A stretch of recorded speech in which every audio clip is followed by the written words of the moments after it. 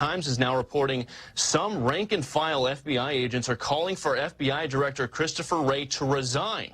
This following a senior bureau official himself resigning while he was under scrutiny for suspected political bias when it came to the Hunter Biden laptop investigation. Fox's Bill Maloogian, attorneys for former agent Timothy Thibault disputing reports that he was forced to retire and insisting there was no political bias in his work despite whistleblower reports to the contrary. President Biden chiding supporters of the Second Amendment in a Tuesday speech in Wilkes-Barre, Pennsylvania, calling again for a ban on some guns. I'm determined to ban assault weapons in this country. Determined.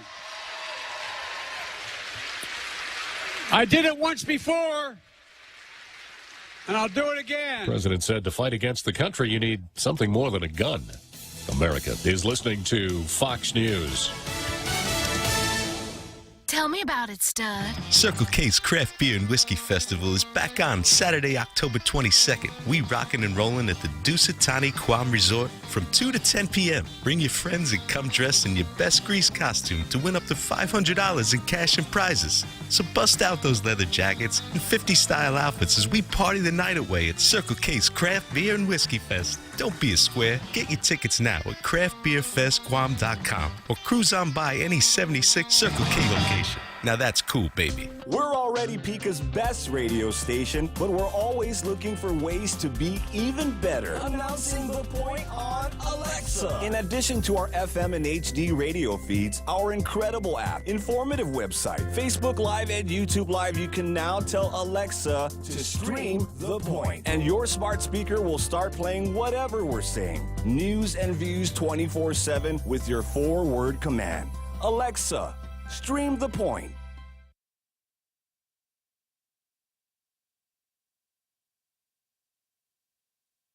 In other states, which have tied their emission standards to California's regulations.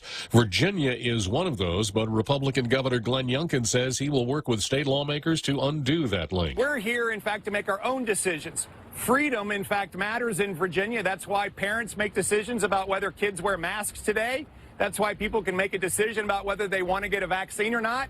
And I'm going to go to work to make sure they can decide what kind of car they want to buy. The governor tells Fox's Tucker Carlson tonight the thought that gas-powered cars can be phased out in just over a dozen years is ridiculous.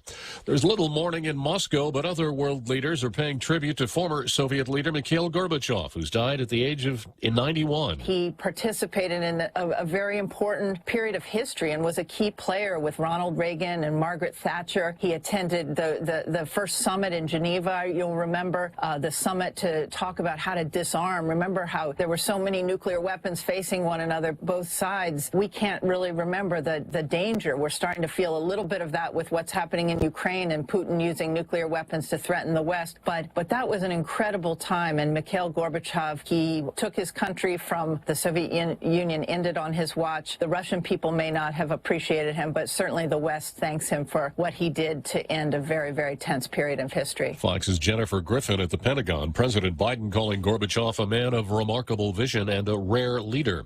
Japan's Prime Minister Fumio Kishida says his ruling Liberal Democratic Party will cut ties with the Unification Church following a widening scandal triggered by former Prime Minister Shinzo Abe's assassination last month.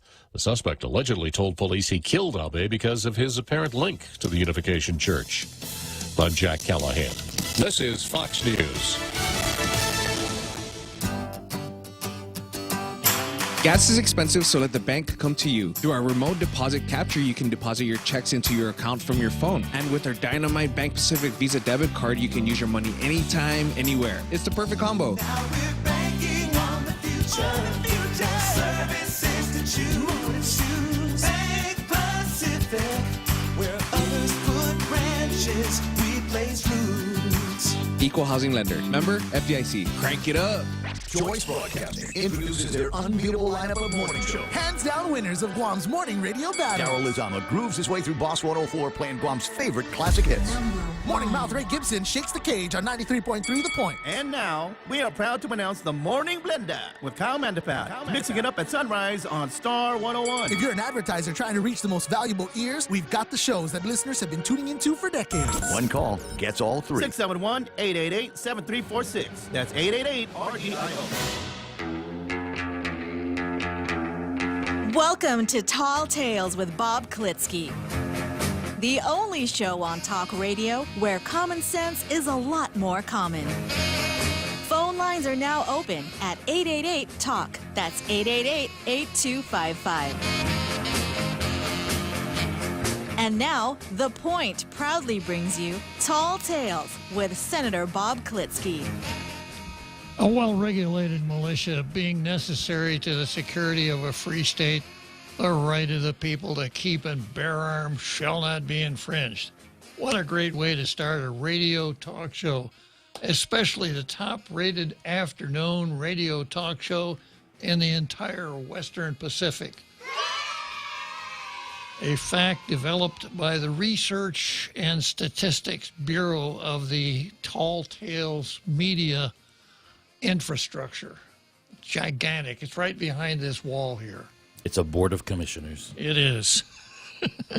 A board of just like the Civil Service Commission has a board of commissioners. Yeah, so let's see what we got here in Zemi-Ikotni. What kind of nonsense they're trying to peddle today.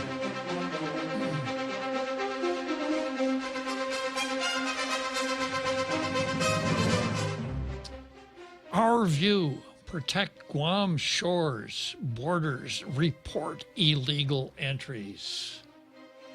The increase in arrivals of foreign nationals at various unauthorized points of entry has led to a growing number of members of the public reporting suspicious landing activity. This participation from our community is part of our first line of defense when it comes to securing Guam's borders. Boy, that sounds heavy duty, huh? I am a border protector. You know, I live on the beach in No, I don't. I couldn't live on the beach in Jago. As you were, well, we are proud of the fact that Guam is a melting pot of cultures and ethnicities in our region. Not all of us are proud. The separatists are not proud of that at all. The separatists say, if you can't engage in xenophobia and ethnocentrism, you don't know what's going on. You're just not with the program. Fundamental documentation is required of all citizens and residents. Protecting the safety, health, and welfare of Guam's residents, including the economic health of the island, depends on regulating immigration. Well, no, it doesn't. Now, I just don't like the sound of this at all. And of course, the Daily News figures that the solution to every single problem is the government, right? But here's what they're saying. Fundamental documentation is required of all citizens and residents. This reminds me of the movie genre that was popular from about 1945 to 1950, where you had agents of government dressed in trench coats with their hats pulled down over their eyes who would stop people on the sidewalk and say things like this: "Your papers, please. Your papers are not in headquarters. Your papers are not in order. You shall have to come to the headquarters with me." You know, in the United States, you don't need to have papers to be walking around on the street. But that's what this article says. Fundamental documentation is required of all citizens and residents. What they're trying to say is that if you land, if you come in from the sea, there are some certain papers, et cetera, that are required. Now, I think what we're doing here is constitutionally suspect. I'm not going to spend a whole lot of time researching it, because sooner or later, one of these people that is arrested is going to bring a petition for a writ of habeas corpus challenging this whole procedure, because immigration is not a territorial responsibility in this territory. In America and Samoa, it is. We'll get to that in a little bit later on in the card here. But immigration is a federal responsibility, not a state responsibility, not a territorial responsibility. It could be. the feds could delegate that responsibility to us. Or they could just say that there are no immigration formalities here, like they did with CNMI for a long, long time. But as it stands right now, this territory is not in a position to enforce immigration regulations. Now, what the papers are reporting is that what we're doing is enforcing Guam customs regulation. And because Guam is property of the United States and because of the insular cases, we are not part of the customs territory of the United States. So such customs regulations as we have can be enforced by our own customs and quarantine folks who are law enforcement officers and do have the power of arrest. And the papers have been saying that according to those regulations, in order to land on Guam, you must have submitted papers to the report of embarkation. You must have sent a roster of the people on board before you get here, and you must do a customs inspection and declaration. And if you don't, you could be arrested. Now, this is kind of like arresting a former president because he's got a couple boxes in his house that you really want to see. It has all of the trappings of overreach, but as I said, I'm not going to spend a lot of time researching it because I suspect it will come before the United States District Court sooner or later when one of these non-immigrant aliens carrying a Chinese passport sails in from Lita and says, why do you think you could take me into custody? And then we'll find out what the constitutional aspects of this are. The editorial goes on to say, undocumented foreign nationals living in our community may threaten the balance of critical services. Where's another Joe when we really need him?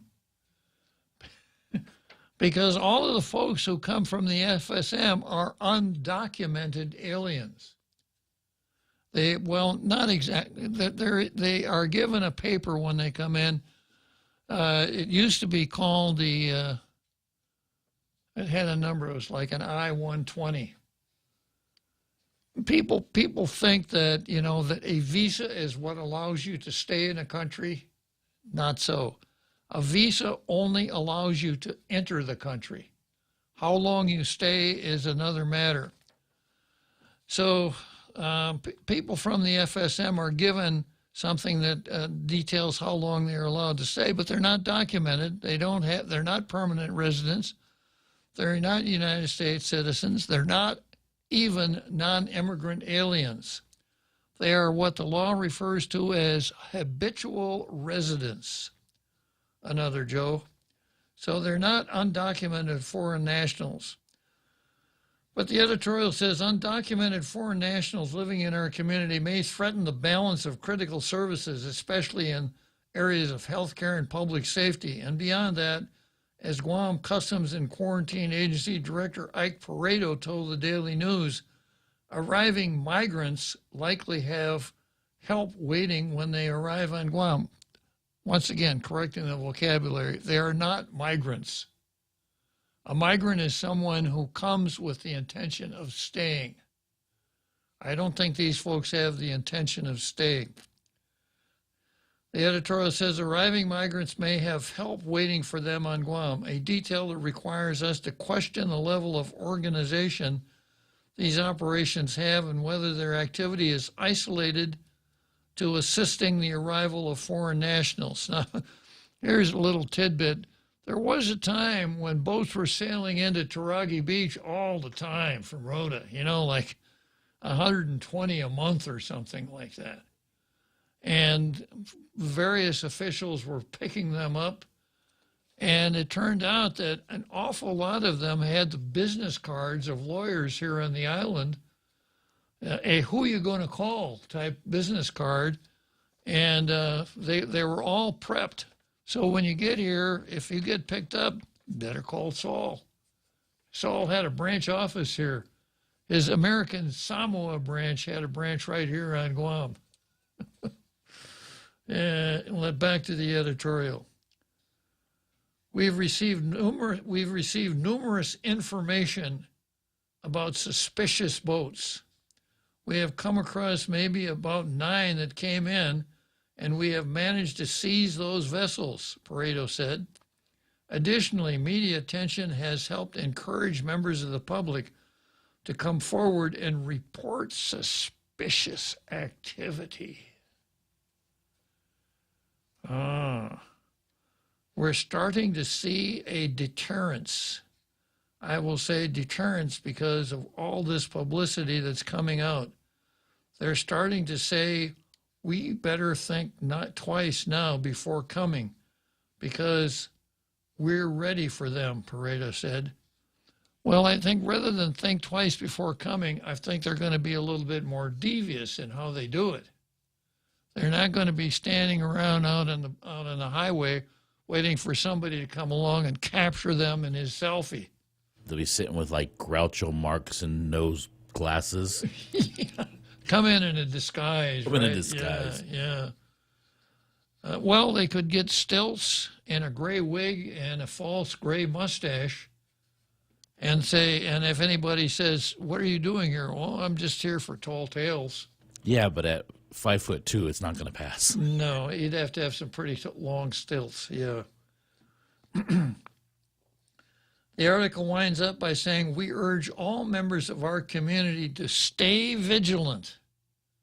This sounds like something Lee Weber would say, stay vigilant, of suspicious activity occurring on Guam shores and to report these incidents. Gosh, if only I was wealthy enough to live on the beach, I'd do this. Yeah, you probably don't find very many beaches up there in Chalon La Chanch, huh, Jose? None. Nope, but lots of water. Lots of water, but no beaches. No beaches. Yeah, well, you know, we have Lake Areola down there on my neighborhood. If you come to and I wrote a letter to the Director of Public, I ought to bring that in here one of these days. The Director of Public Works, we have Lake Areola at the junction of Chalon Lahuna and Marine Corps Drive. Now, when the tide is out, you can see these gigantic potholes on the kind of the right turn lane, right? Now, when the tide is in, people who use that intersection know about the holes. So if they're turning right, they go to the left lane and then swing off from there to make their right turn so they don't drive through those potholes that they can't really navigate because of the high tide, because of the water there. Which means people who are not familiar with Lake Areola, well, they come in the right lane and they see, people who are turning left. People who want to turn left come in and the line is backed way up because both left and right turn are in the same lane. So they figure, I can't wait this long to make a left turn because it's a short cycle light. So they pull into the right lane to make a left turn. So they're making left turns, and the people in the left turn are making right turns. Now, if this weren't bad enough, the egress from McDonald's is about 3 car lengths behind the lakeshore. So between the egress from McDonald's and all of the confusion around Lake Areola, you know, somebody could do some dialogue and turn it into a really funny video. Yeah. Any videographers out there, take a trip up to Lake Areola and see. And the answer is really simple. I've provided some suggestions as to how to solve the problem. Suggestion number 1, a really, really deep French drain. Now, if you're not familiar with what a French drain is, if you have a place where water tends to collect, you dig a hole in the ground and then you fill the hole with gravel because the water will percolate down through the gravel. The limestone that we have on the northern part of the island, it doesn't percolate very well. So suggestion number 1 would be a really, really deep French drain. Suggestion number 2, either dig a trench or tile from the depths of Lake Areola over to the ponding basin nearby. Suggestion number 3, a toll bridge over Lake Areola. I like that one because it'll make everything smoother. Yeah, it'll work so much better. And then suggestion number 4, which is even better, charter a ferry service across Lake Areola. But there's a complexity there because you may have to get clearance from the Coast Guard because the Coast Guard may say, that's navigable water. You can't. Yeah. But everybody knows we don't fix potholes. That is a given. We do not fix potholes. At least bring a float plan with you when you go over the pothole. Yeah, exactly. Yeah, well, there may be a market for folks living up there in that part of the woods to buy pontoons for their cars. So you just flip out the pontoons, drive through Lake Areola, make your right turn, and be on your way. So much for Lake Areola. In addition to the editorial from the Daily News, the Daily News ran a letter to the editor that I'm going to read because, of course, the Post doesn't do editorials anymore. And here it goes. There's a letter to the editor. Every person on Guam who is now young or middle-aged, if they are fortunate, will become a senior citizen. Well, it worked for me. I wasn't always a senior citizen, Jose. Hard to believe. The writer goes on to say, it is simply a fact of life. But along with that fact come some stark realities, including that many elderly people are unable to work and are more likely to have a disability. And I can't work either. All I can do is sit here and jabber in a microphone in a talk show. But that's not really work. This is fun. It's so much fun that we hate to see Saturday and Sunday come, don't we, Jose? All the time. He goes on to say, I believe we should have an equally ambitious vision for retirement security for all Guam's workers. Every single oscillating Richard in the population, retirement security. Our prosperity on Guam comes from our resources and the hard work of our people who deserve a fair share of the product of their labor. Now, in case you don't recognize that, that's Karl Marx's theory of the excess of labor, that all profit is derived from the labor of the workers, who deserve a fair share of the product of their labor. I believe that regardless of whether they work in the government of Guam, in private business, or for nonprofit organization, all workers deserve and need a living wage and a reliable income earned from their years serving our community and Guam's labor source.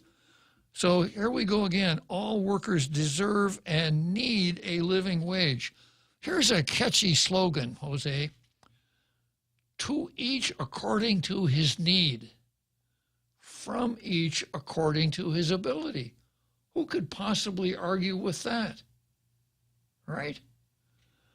And then the labor theory of value is that, all value does not come from a capital-intensive approach that allows for division of labor and specialization. It's all derived from the backs of the laborer, right? So when we get to this, to each according to his need, that's part of the Communist Manifesto. And it's, all workers deserve and need a living wage. A living wage. So when I was 15 years old and got a job as a soda jerk at King Morgan Drugstore, I was paid 55 cents an hour. Even back in 1954, you couldn't live on 55 cents an hour. That was so wrong. How could they expect me to live on 55 cents? Of course, I was with, I mean, this is the fallacy of this whole thing, right? Everybody deserves a living wage. Then he goes on to say, while Social Security has kept many people out of poverty during their retirement years, it's inadequate to provide a good income in retirement without being supplemented by private savings. What a radical idea. Or an employee-sponsored retirement plan. As you were an employer-sponsored retirement plan. I believe our community needs to establish a mandatory retirement plan to ensure that every worker has access to a retirement pension and disability insurance in addition to Social Security. Every single person on the... Now, who's going to pay for this? Same folks. You and I. Yeah. Likewise, most Government of Guam workers do not have adequate retirement security. Poor babies. And many Government of Guam retirees find themselves with gradually declining purchasing power from their retirement annuities. Let's print more money. You know, Milton Friedman, inflation is always and every time a function of the expansion of the money supply. It's just no getting around it.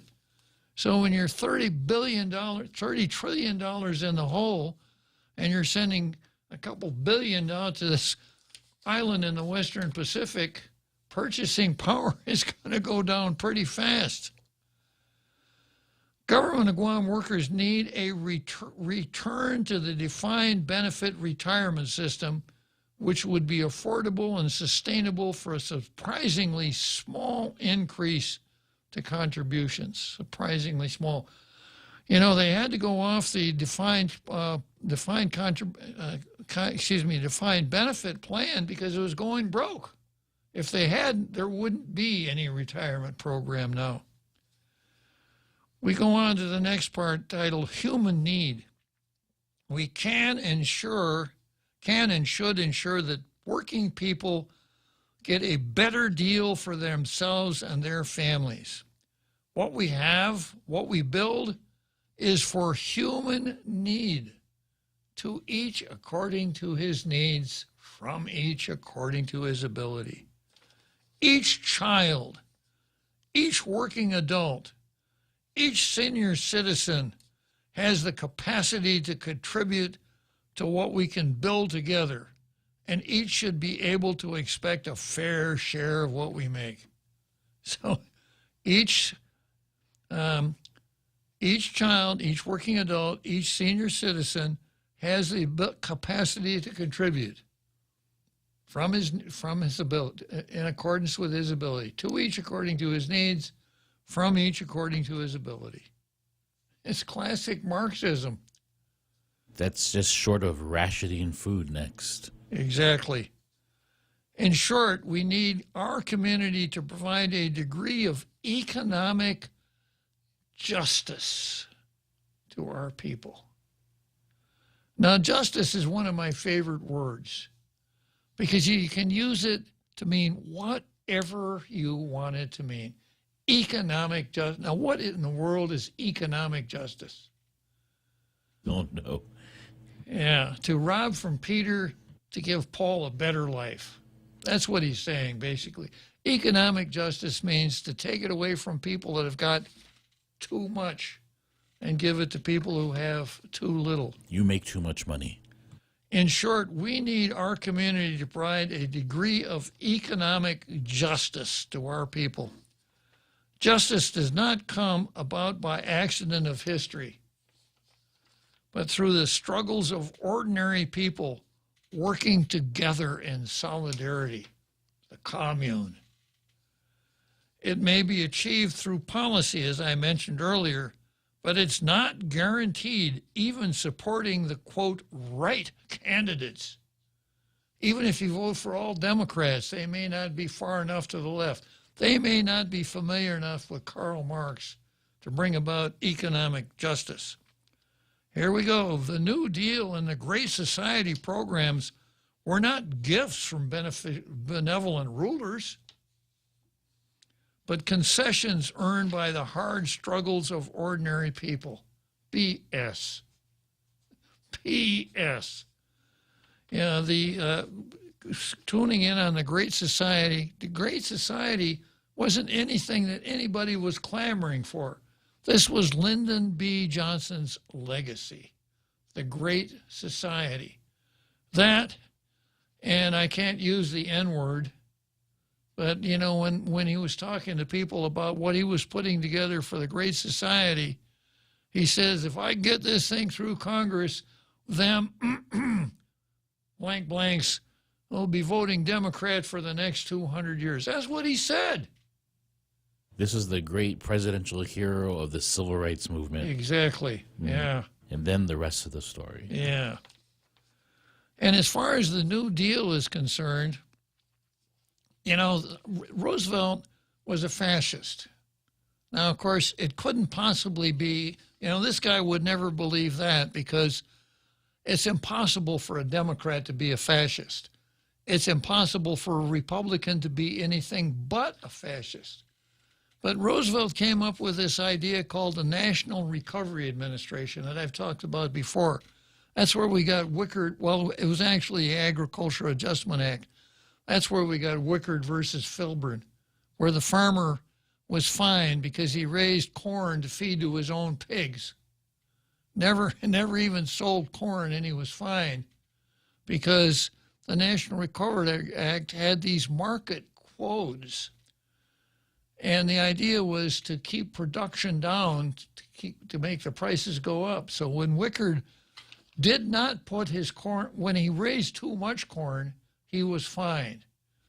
And the Supreme Court came along and said, well, yeah, he didn't put his corn into interstate commerce, but by feeding it to his own pigs, he affected commerce. It opened up the Commerce Clause so wide that you could literally drive a truck through it. So this whole National Recovery Act, you know, was a combination of the government and industry to achieve the political goals of FDR. So the New Deal was not such a good deal. And those who have written about it, the scholars who have written about it, said that the New Deal, you know, the depths of the Depression occurred in 1934, and then again in 1938. It was down, up, and then back down again in 1938. So the New Deal didn't do anything at all to bring us out of the Depression. And even those who defend it say, well, yeah, maybe, but Roosevelt helped people get through the Depression. But of course, if you're a Democrat, it's everything. Let me finish this up, Jose. Even when transformation comes through the ballot box, it's built by the people working together, usually with many ordinary exerting themselves to bring the goal to fruition. We can and we must build greater economic justice together. Let's take a short break here. Half a day. This is Clara Manglania from Security Title. A power of attorney can be a useful tool in a real estate transaction, but if abused, it can result in devastating loss. Choosing your representative should be done with the utmost care and should be very specific about the powers being granted. To mitigate loss, the team at Security Title confirms with the owner prior to using a power of attorney to sell the property. Each transaction is unique. Let the professionals at Security Title use our experience to facilitate a secure closing. We are here to help. Half a day, this is Honey. Here at APL, our expertise and extensive network can help you grow your business and reach out to more global markets. As a responsible carrier, APL is also committed to a sustainable future, whether it's protecting the environment or investing our efforts in giving back to the community. Our dedicated teams in Guam, Saipan, and on U.S. mainland are here to support you. Call 588-4651 or visit apl.com.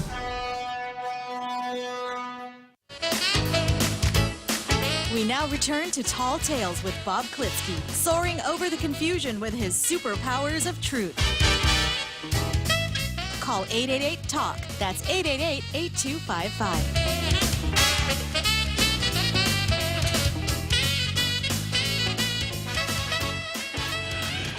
So here we are.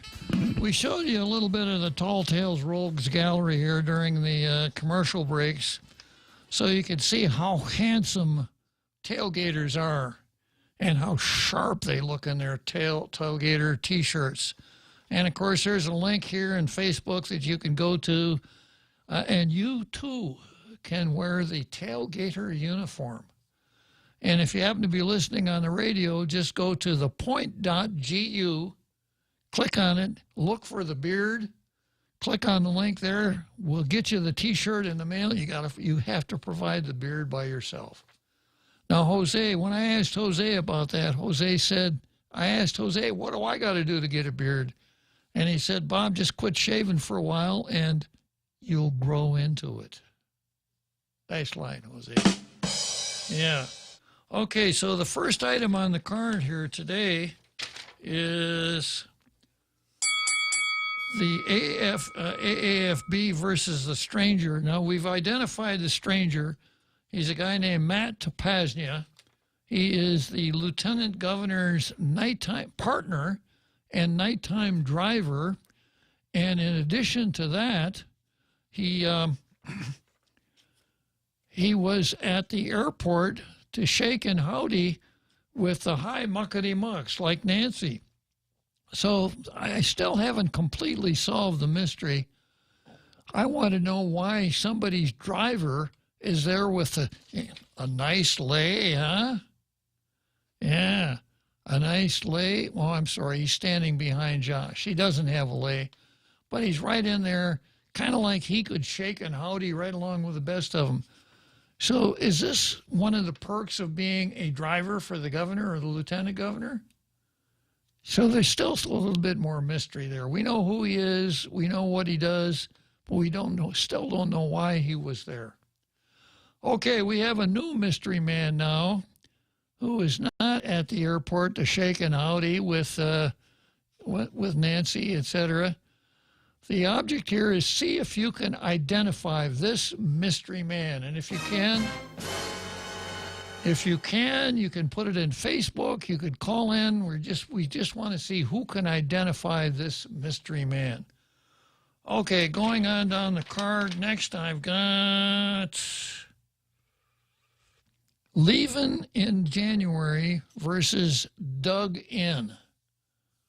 Nomenclature. Leaving, also known as Leaving Camacho, has a Tall Tales name, Leaving in January. And his challenger is known as Dug In. Doug Moylan, better known as Dug In.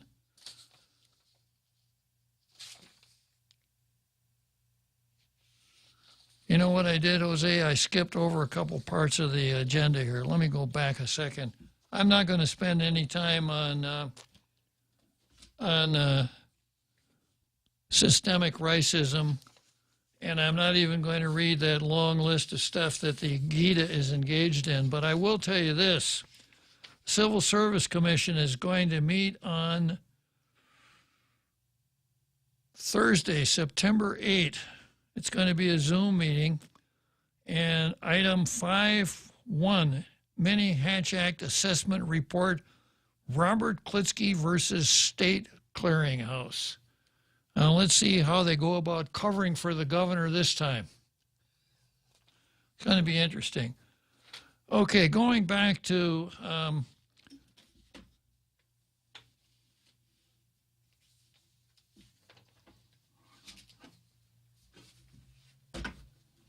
my papers are all messed up here.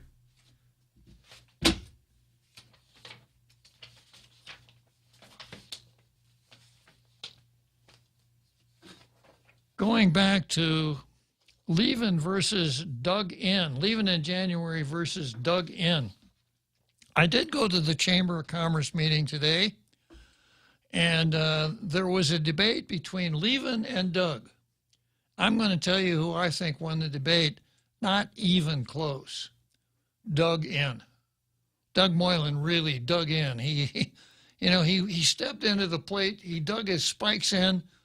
He picked the bat up off his shoulder a little bit, And every time the pitch came across the plate, he took a full swing and he smacked that ball over the fence, doubles, triples. His slugging percentage was about 900. Did he point each time? Just like Babe Ruth, absolutely. Now, the other debater, a guy named leaving in January, we hope, right? I think maybe he got some wrong directions because he was at the Chamber of Commerce, but the way he addressed his position in the debate, he must have thought he was in the library. And let me see if I can kind of imitate the two as best I can. And then before I start, just like I mentioned on the show the other day with respect to the brickbat throwing contest in the newspaper, he's not really running on his record. He wants to say things about Doug Moylan and when Doug Moylan was Attorney General. And I suspect the reason is because he didn't have much of a record. So question number one, Attorney General leaving in January, what can you tell us about the prosecution of criminals here on our island?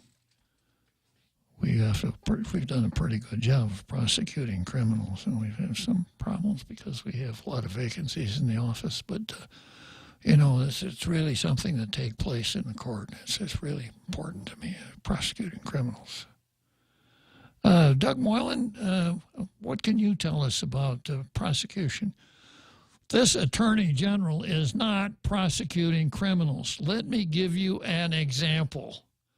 Magistrate complaints dismissed left and right.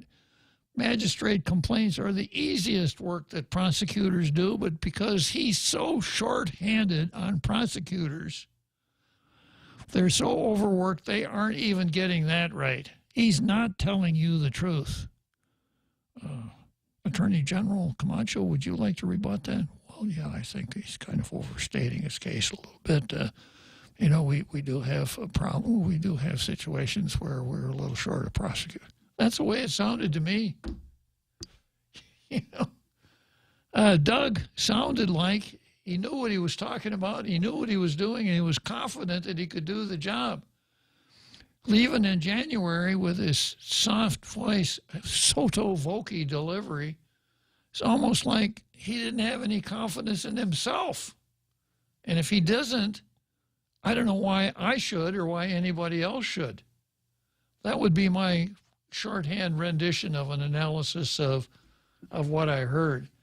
And of course, he wanted to talk about what he'd done with child support and all the grants he's gotten, et cetera. But my take on the whole thing is what the average voter cares the most about is the criminality on this island. And hardly a day goes by when we don't hear about someone doing something really wrong, being released on recognizance, the trial heads south, the sentence is light, etc. Now, of course, the Attorney General doesn't control the criminal justice system, but he's our guy. He is the guy that should be in there pounding on the table and say, Judge, please don't let this person back into the community. Not, well, Your Honor, I'm not so sure that release on recognizance is a good idea. Maybe a cash bail would be better. And it seems like can't even get out the magistrate's gate. Exactly. That's huge. It really is. It really is. Because when Repeat was on the air the other day, he said magistrate complaints are dismissed about 40% of the time. He said ordinarily in the pre-Leaven era, once a year you'd see a magistrate's complaint dismissed because it doesn't properly state probable cause. So that's really is scary. And the only analysis that I think makes sense is that now we got a bunch of idiots working. We've got guys that went to the University of America in Samoa by correspondence course to get their law degrees. It just that we've got too many people too few people trying to do too much work, and they can't do a workmanlike job on everything they're doing, and stuff falls through the cracks. And when they asked, what are you going to do on your first day in office? Doug Moylan says, the day before my first day in office, I will be recruiting prosecutors. There are still some good prosecutors on this island. I'm going to do my best to get them back into the office and hire more prosecutors. That's what I want to hear. Not from leaving. Okay, so as if that weren't enough, when I got home from the chamber meeting and checked my email, I have something that really drops the dime on leaving, and it's extremely credible because it was an anonymous email.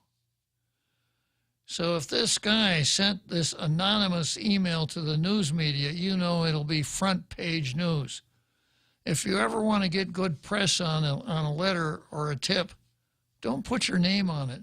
Sign yourself anonymous, because the media loves anonymous complaints. So this guy who says his name is Leavin' Anonymous writes, and the subject is AG Camacho misleads Senate about prosecutors. I must maintain my anonymity due to well-founded fears of retaliation. You know this is super credible, Jose, because it's anonymous, right? But wanted to share that AG Camacho lied to the Senate instead of legislature, regarding Manning and prosecution. I believe he reported the same lies in the Chamber of Commerce debate to mislead the public about actual numbers of prosecutors. As detailed in PDN article on June 7, AG Camacho was questioned by senators on personnel shortages in the prosecution division, and he told them there were 2 prosecutors on long-term military leave. However, this is a lie. Only 1 prosecutor is on military leave.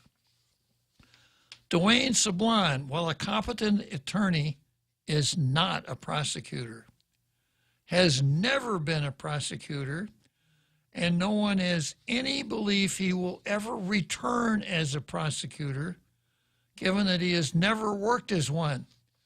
There is some belief he will never return to the office. He worked in the solicitors division. The solicitors division are the civil lawyers, the guys that draft opinions for Leavin's signature. Dwayne Sablon has been on military leave over 3 years. Not sure how long, but a number of years. In late fall of 2020, he was moved off the solicitor division roles to the prosecution division. The staffing reports from fourth quarter 2020 and first quarter 2021 are attached to show the move. Note, he was never actually at the office the entire time period. The reason for the move was to allow the office to rehire longtime violent crimes prosecutor Jeremiah Luther, who wanted the job so badly that he nailed a note with 95 paragraphs on it to the door at the Attorney General's office, Jose. Yeah, who had not yet passed the Guam Bar. Pursuant to Supreme Court admin order, however, instead of simply hiring Attorney Luther back into the winning vacancies the prosecution had at the time, they wanted to use Attorney Sablon's position in solicitors to hire him. They rehired him purportedly under Public Law 35-99, which provides for temporary employment or detail for an absence due to military service. The law allows temporary employment when someone is absent for more than 30 days due to military duty, but only to assume the responsibilities of the absent employee. Rehiring Attorney Luther as a prosecutor is clearly not him assuming the same responsibilities of Solicitor Attorney Sablon, who was absent from military duties. Moving Sablon to the prosecution division just to effect this is neither honest nor transparent. Furthermore, I do not know if Attorney Sablon consented to the move, but if he did not, it likely violated his rights under USERRA. That's a Veterans Protection Statute, federal statute, as the AG's office is supposed to hold his job for him and solicitors, not move it around because he's gone. The transfer without his knowledge while he is away could be seen as retaliation for military service. This would not be the first time the AG's office discriminated against military reservists. At the beginning of the Wuhan virus pandemic in the spring of 2020, the office went to reduced manning due to social distancing. Most employees did not need to come to work daily, and some performed military reserve duties, helping to respond to the pandemic on the days they were not required to come in. The AG's office demanded they nonetheless use their leave when they performed military duties, even though they did not miss any work. I got to stop here and say this is another point in the debate. Levin tried to justify some of the shortcomings in the prosecution division by saying, well, you know, there was a pandemic. And Doug Moylan's response, yeah, but the criminals weren't taking a day off because of the pandemic. They were out there robbing, stealing, raping, etc. And you just made it easier for them by saying, well, we're going to kind of scale it back because of the pandemic. So Anonymous winds up his letter by saying, in summary, senators were rightly concerned about reduced manning, and AG Camacho saying that Attorney Sablon was a prosecutor on military leave was misleading, if not dishonest. All right, let's take a short break and we'll come back to, we had a caller. I'll talk to you about that after the break, Jose. Listen to The Point anytime, anywhere on Odyssey. Odyssey is your new audio home for all the music, news, sports, and podcasts that matter to you. Find your favorite stations like The Point and discover more. Music stations, local and trusted news sources, sports talk and team coverage, plus today's biggest podcasts. Find it all on the Odyssey app. AUDACY. Wow, nice smile. So perfect and all. Thanks. I owe it all to Dr. Robert Yang and his smile team. They do wonders for a healthy, happy mouth. Got teeth? Don't wait until they hurt. Schedule your routine checkup and cleaning with Dr. Yang and his smile team. Suite 119 in the East West Business Center, Upper Tumon. Call 647-8702 or 3. The best thing that happened to teeth since toothpaste. Dr. Yang and his smile team. They make smiles happen.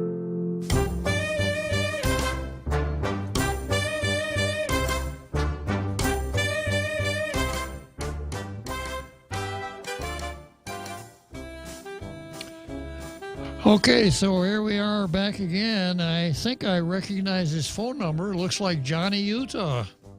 What does Johnny want to talk about, Jose?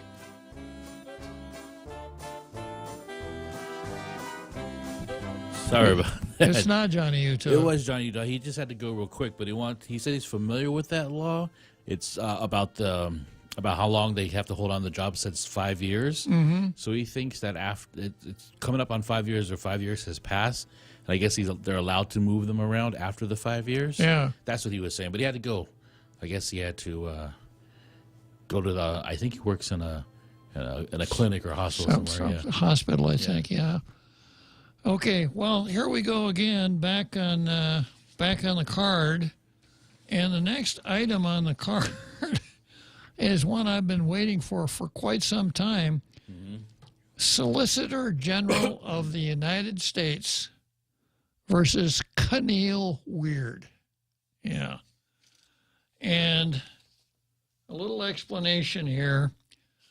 Keneal, of course, represents every single person from American Samoa that wants people who are born in American Samoa to have birthright citizenship. He represents the whole bunch of them.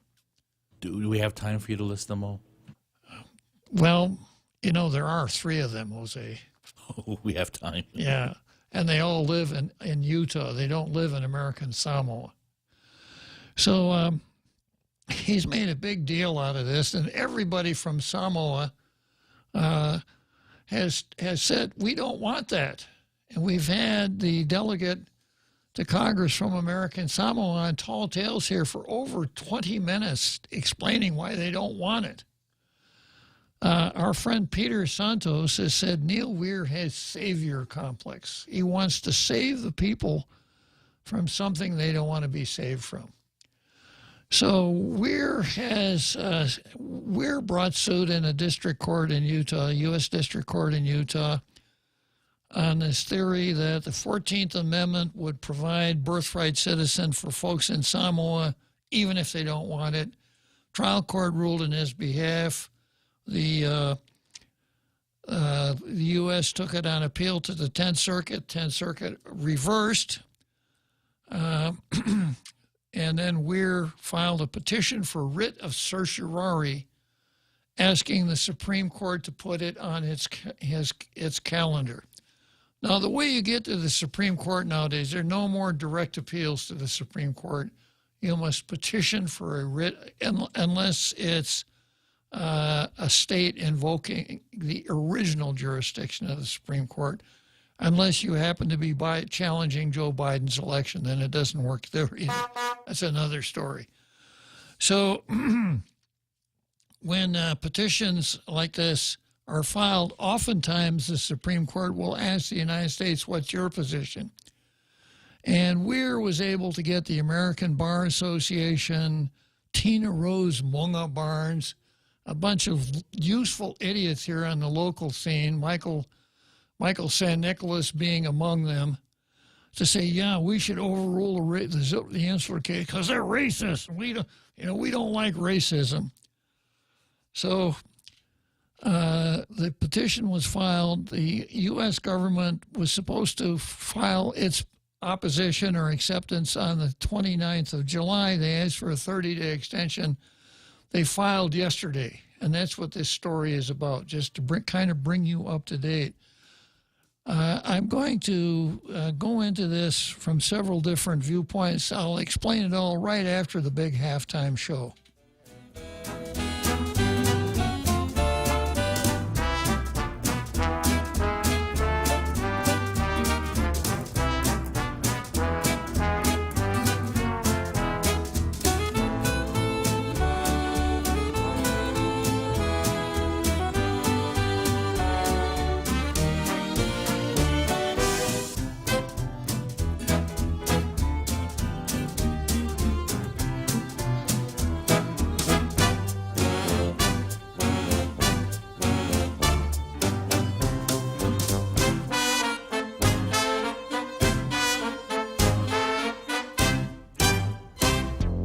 The Point is KUSG, Hagåtña, Guam, 93.3 FM and 104.3 HD3.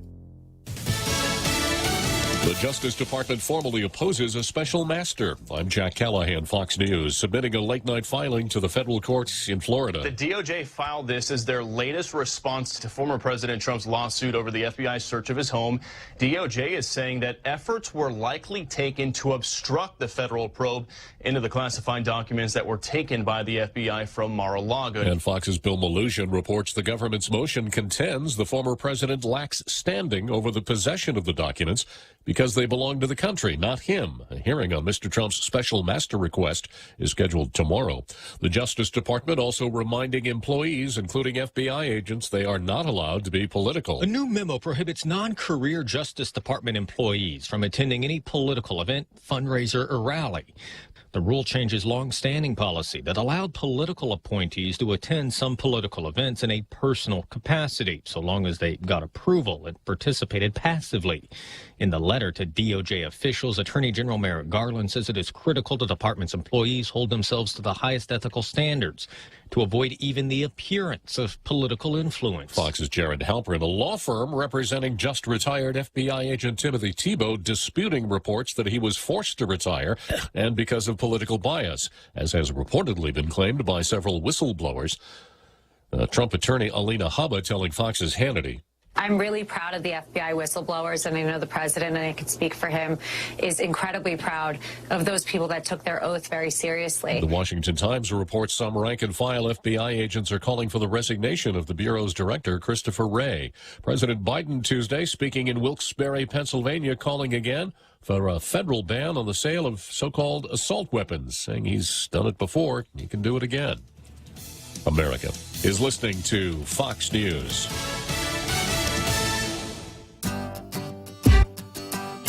Gas is expensive, so let the bank come to you. Through our remote deposit capture, you can deposit your checks into your account from your phone. And with our Dynamite Bank Pacific Visa debit card, you can use your money anytime, anywhere. It's the perfect combo. Now we're banking on the future. Services that you choose. Bank Pacific, where others put branches, we place roots. Equal housing lender. Member FDIC. Crank it up. The Extra Point with Jerry Roberts of Guam Training. Hi, I'm Jerry Roberts, and every day on The Ray Gibson Show, I get to comment on the incredibly diverse, fun, challenging, sometimes frustrating, often exciting, but always interesting world of work. I hope you'll be there with us. You can find daily transcripts of The Extra Point at guamtraining.com. Tune in every weekday morning at 7:20 for The Extra Point with Jerry Roberts, brought to you by Guahan Insurance Services and First Hawaiian Bank on 93.3 The Point.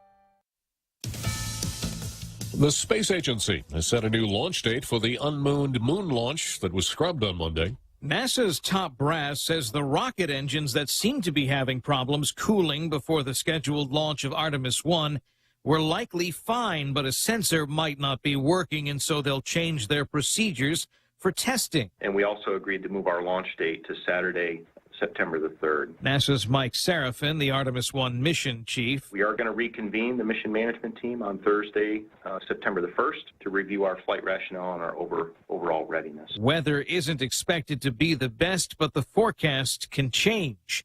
In Broward County, Florida, Eben Brown, Fox News. Police in Oakland, California now say Monday's shooting of a 13-year-old boy by a 12-year-old schoolmate was the result of an accidental discharge.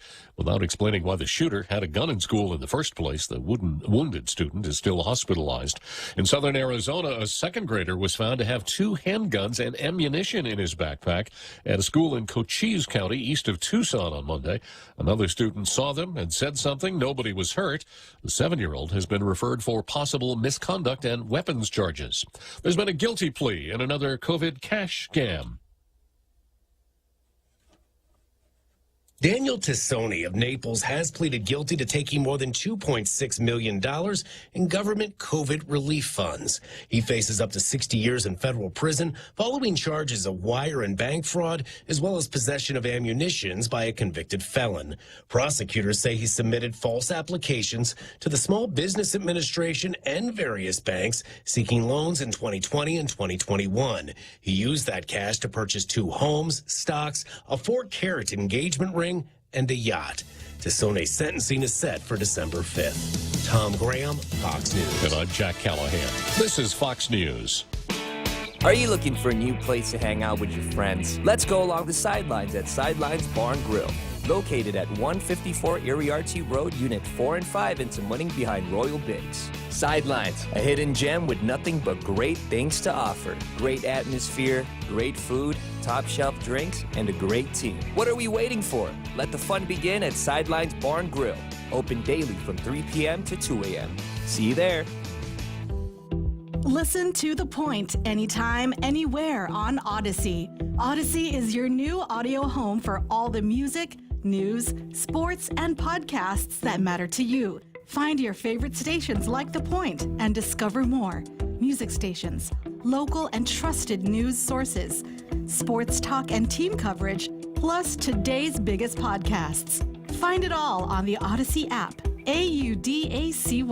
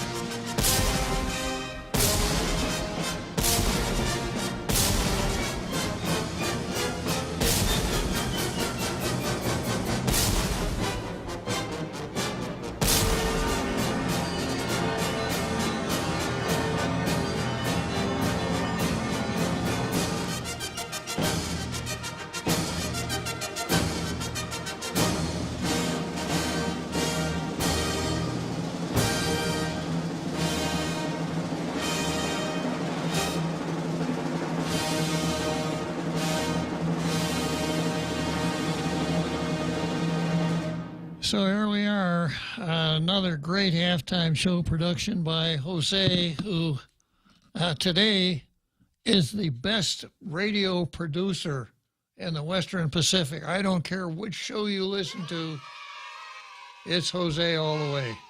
Thank you, Jose. We did have a new addition to the Rogues Gallery, Mark. That's what beardless chin. A beardless chin, huh? Okay. We had on there. So I want to thank Mark for sending that in. And he said there might be an update to that. He made his mark. Made his mark. Yeah, so you too can have your mugshot posted in the Tall Tales Rogues Gallery. Is that Mark? That's Mark right there. Uh-huh. And all you got to do when you get your T-shirt, do a selfie and send it to, what's the WhatsApp number, Jose? That would be 671-727-8255.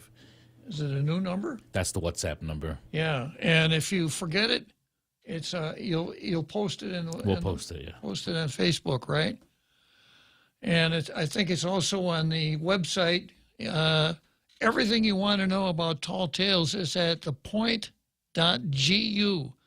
There are links to Facebook, links to to YouTube, a link to the T-shirt store. Link to the WhatsApp. Everything you need to navigate through Tall Tales is right there. So be famous. Join the Rogues Gallery on Tall Tales. Buy a T-shirt. Take a selfie. WhatsApp it to Jose, and you too can become famous on Tall Tales.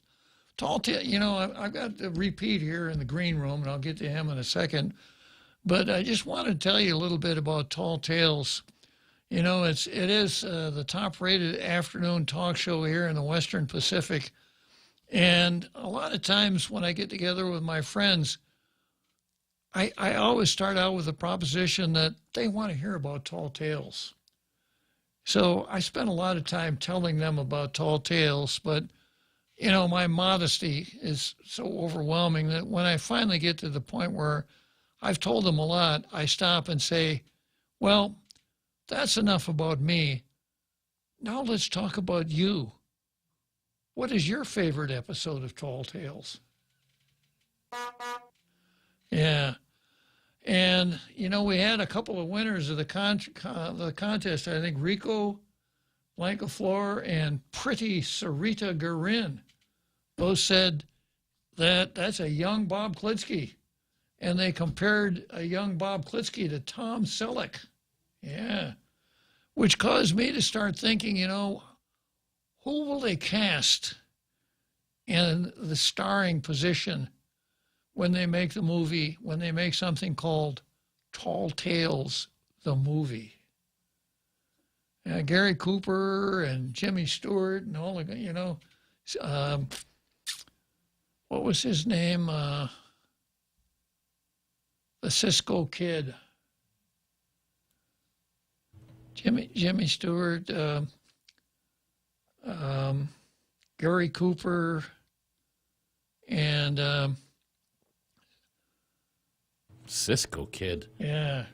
That's in the archives. I don't know that. Yeah. Clint Eastwood is too old. He's too old to play the role right now. I'm damn near as old as he is, but he's too old to play the young Bob Klitzkie. Gilbert Rowland. Yeah, Gilbert Rowland, Jimmy Stewart, guys like that. But they're all dead now, so they'd have to find some of the younger stars. I don't know. I'm not that crazy about some of these guys like Johnny Depp and some of these other guys. Anyhow, that's not my problem. I won't have to worry about it. I'll let the producer. Well, that'll be your problem. You'll be the producer of that movie, Jose. Mm-hmm. So it'll be up to you to line up the star talent. No pencil-thin mustaches allowed. Exactly. Okay, so let's get the take of a former prosecutor on the Leaving in January versus Dug In show at the Chamber today. Good afternoon, Uncle Bob, Jose, and all the listeners. You know, before I headed over there, I was in court. And lo and behold, another plea agreement was rejected. Why? Because the minimum mandatory for the charge was 5 years. The AG tried to give a 1-year sentence. So the court is the one having to police up the sloppy work of the AG. And, you know, at the forum, when he was asked what's going on with all the catch and release, Levin tried to blame the judges. Well, the judges don't charge crimes. The judges don't prosecute crimes. The judges don't bring the cases before them. What the judges do is they hear the arguments, they look at the charging documents, and if it's not in order, they have to dismiss it. And that's what's been happening. And he said that, you know, he was accusing Doug Moylan of, you know, using other attorneys or taking prosecutors to do the work on other divisions. Well, that I don't see that as a problem. That means you have a strong prosecution, and then you can use them to help other parts of the office that needs the help. But right now, it's the prosecution that needs the help. They have conscripted different prosecutors to cover down on prosecution's functions, like Maggies. Right now, there's a Maggie today that got written by a civil lawyer, right? Luckily, it passed muster this time. But anyways, it's the civil lawyers, and there's a guy in consumer and a gal in consumer. They're the ones that are covering Maggies, arraignments, and grand juries, which are all stuff that the prosecution is supposed to be doing. But those attorneys are getting conscripted to come over, and then, you know, now there's no wonder why things are things are getting missed, and because these are not prosecutors, they're civil lawyers, civil law lawyers, and consumer law lawyers, and when the judges have questions about the cases, they can't answer. They have to say, I'm going to have to research that and get back to you. Well, you brought this guy in front of me now. I need to answer now. Otherwise, I'm going to kick him to the curb. I'm going to let him go. And so I will say Doug was wrong on one thing. He called Levin woke. I think Levin's asleep. One thing I realized today sitting there at that forum, Uncle Bob, was that he really doesn't know what's going on downstairs.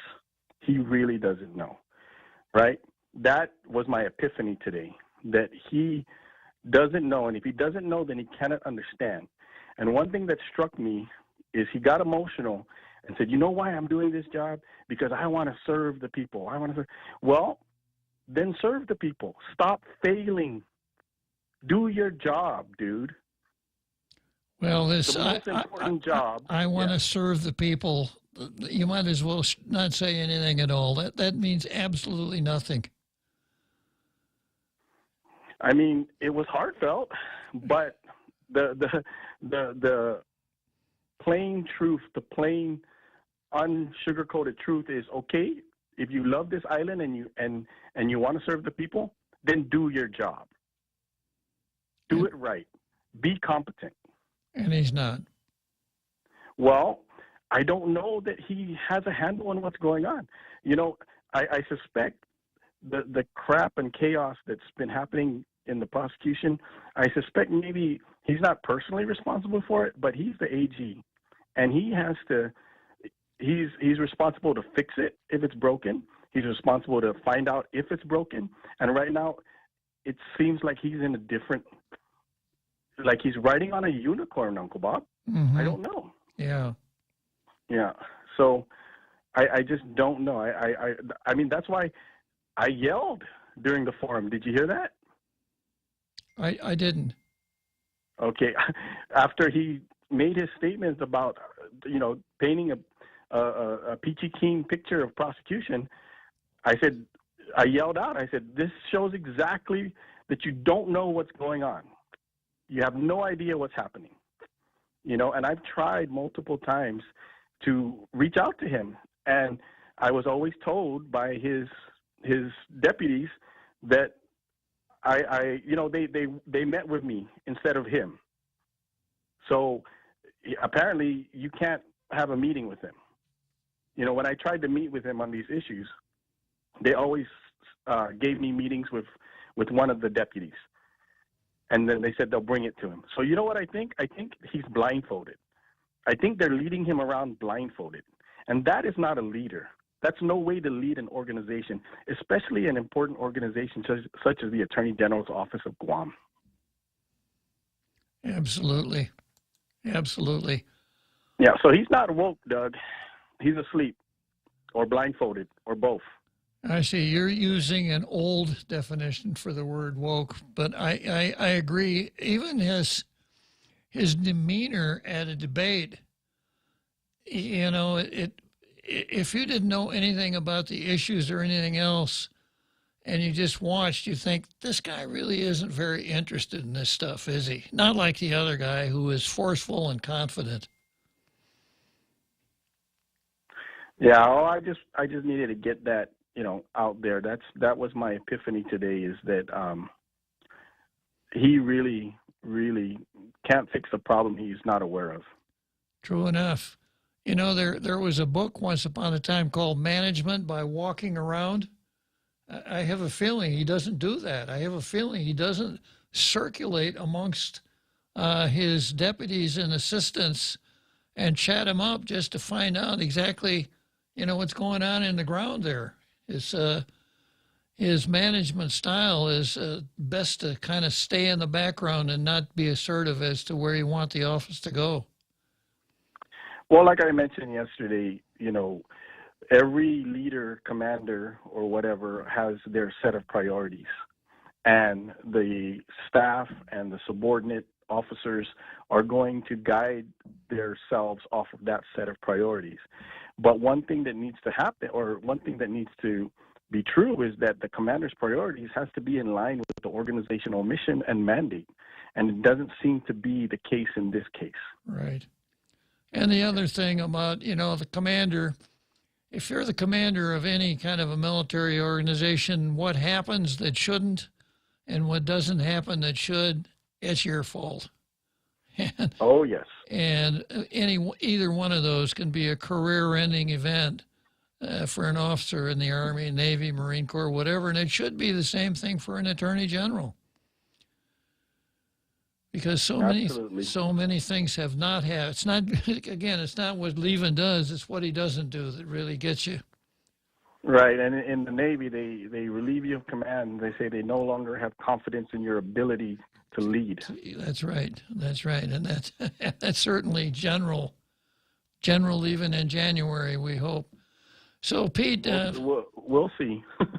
Good analysis, Pete. Do you want to give us any of the color? You know, there's baseball game, there's the play-by-play announcer and then the color announcer.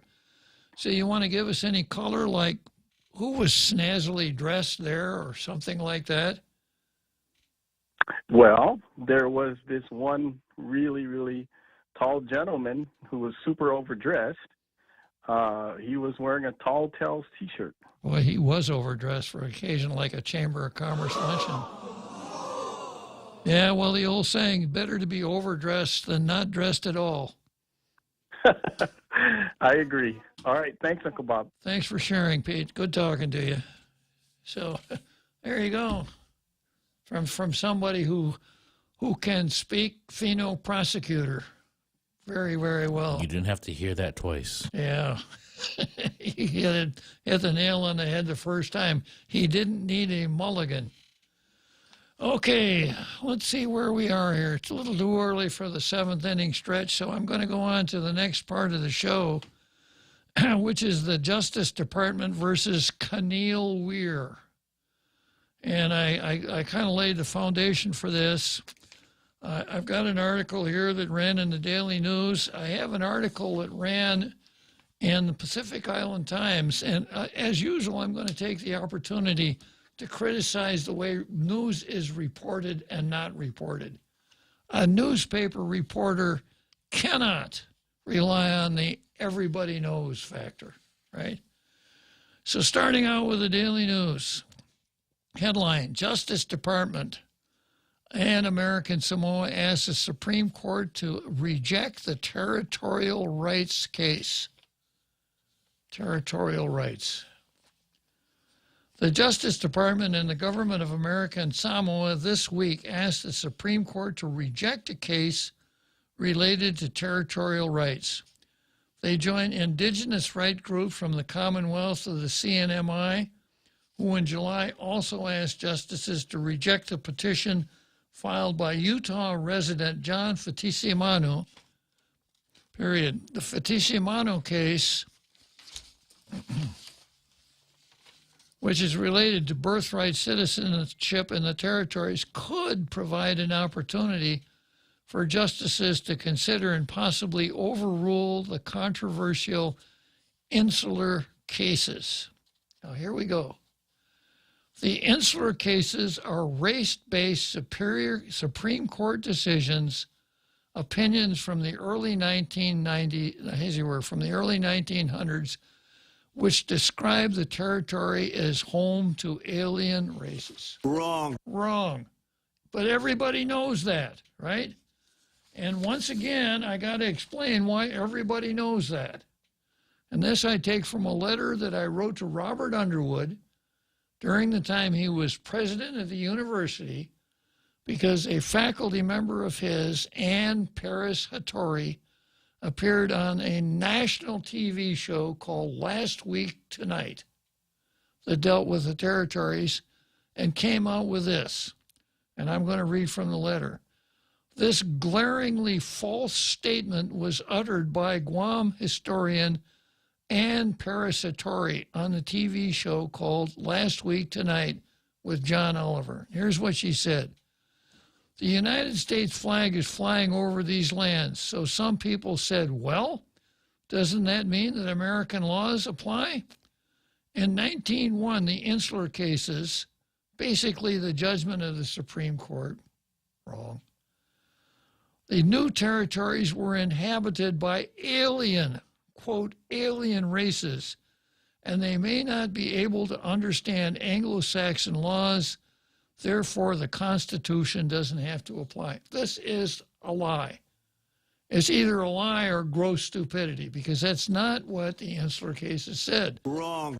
Now, we're talking about Downs versus Bidwell, and I sent Underwood a long letter analyzing Downs versus Bidwell and told him just exactly why this is wrong.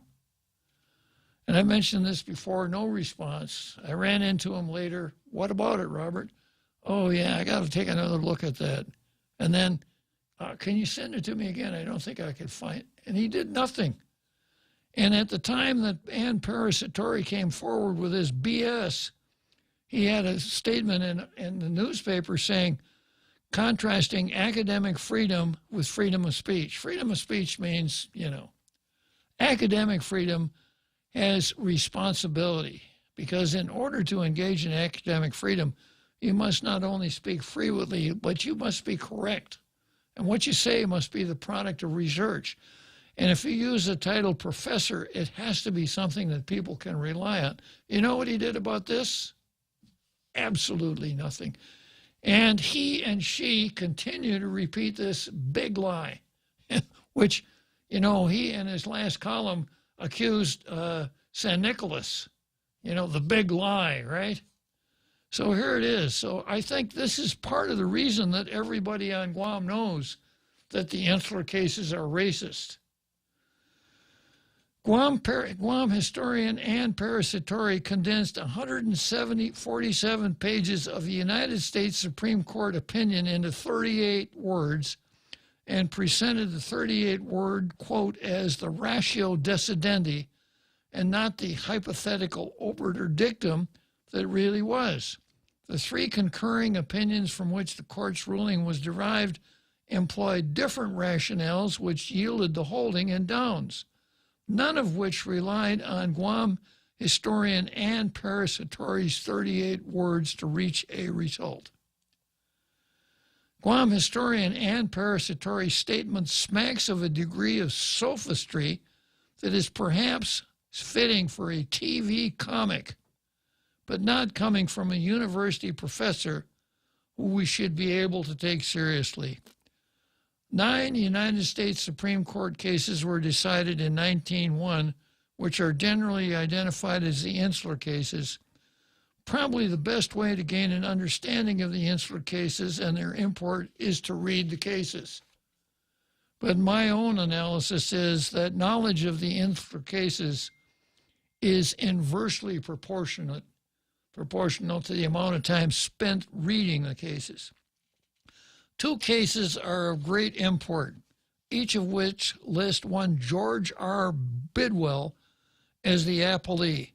Bidwell, a U.S. Customs collector for New York, was sued in his official capacity to recover duty paid under protest on sugar imported from Puerto Rico. The Supreme Court held that Puerto Rico was not a foreign country, and therefore the collection of tariffs from De Lima was wrong.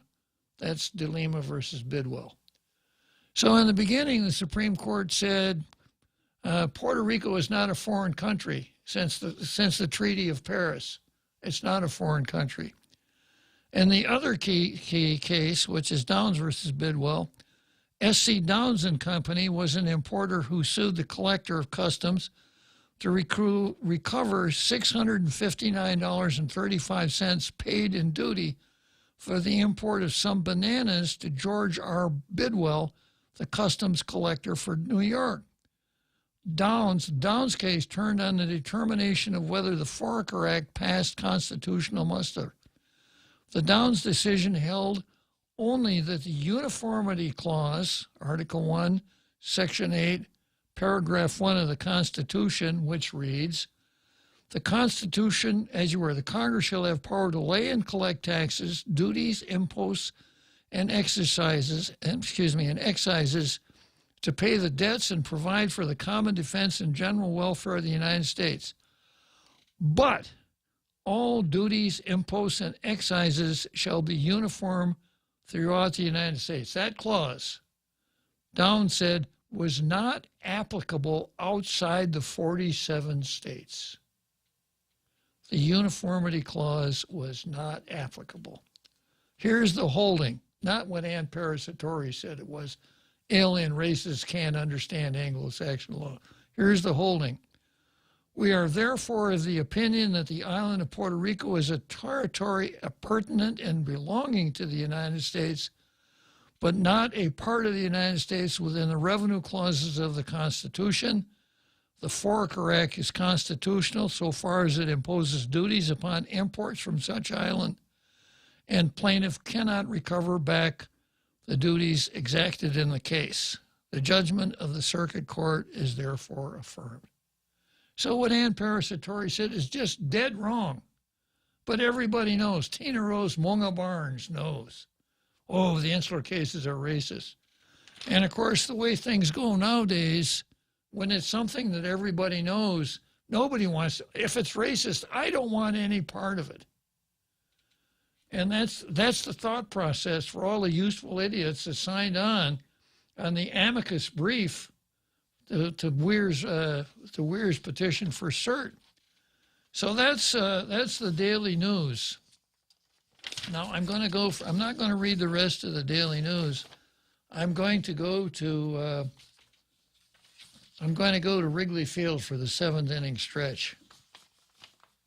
We're already Pika's best radio station, but we're always looking for ways to be even better. Announcing the point on Alexa. In addition to our FM and HD radio feeds, our incredible app, informative website, Facebook Live, and YouTube Live, you can now tell Alexa to stream The Point. And your smart speaker will start playing whatever we're saying. News and views 24/7 with your 4-word command. Alexa, stream The Point. Guam Regional Medical City was awarded Advanced Primary Stroke Center certification from the Joint Commission. What does this mean? It means our neuroscience team is equipped with the latest technology and a team of the finest neurological doctors to treat stroke, which is one of the leading causes of death on Guam. GRMC, reflecting our commitment to providing safe and quality patient care. For more information about GRMC, visit us at grmc.gu or to make an appointment, call 671-633-GRMC.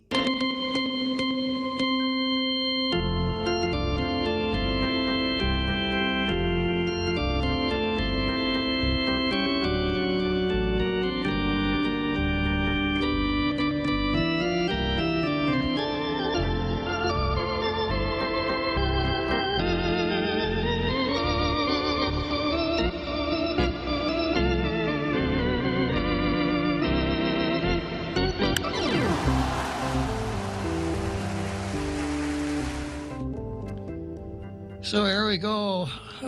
Wrigley Field, 7th inning stretch. That means I only got 2 more innings to finish up this. This is perhaps the most important issue on this island right now.